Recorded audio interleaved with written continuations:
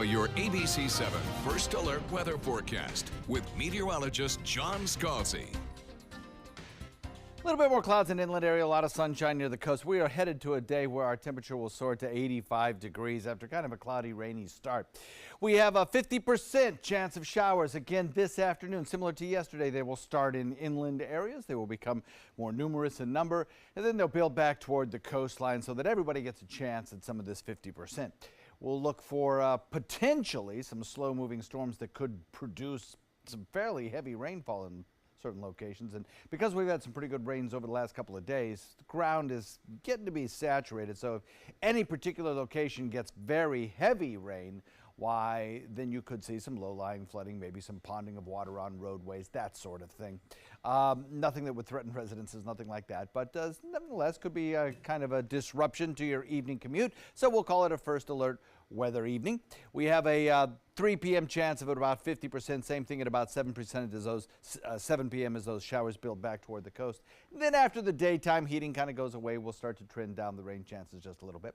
Right now everything's pretty quiet. You know, we've got a few light showers left over, but that's really about it. As I mentioned, the earlier showers, some of which were pretty strong in the parts of Manatee County and down to the south around Inglewood, they had a couple of pretty good hits of rainfall as well. So it's kind of stabilized this area of the atmosphere, I think, a little bit, plus some drier air kind of filtered back down and around. So right now the hot spots for rain activity is up around the Big Bend region and south of Fort Myers as well. And I think that's probably going to be the case for the next couple of hours.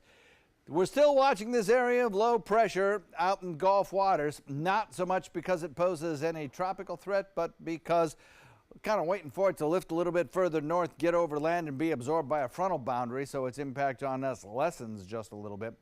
There'll be another low back behind it, I think, upper level low over the Gulf waters, developing after that one exits in a high pressure ridge out in the Atlantic, kind of giving us this southwest flow that'll continue and keeping the clouds kind of spinning around just as they are now.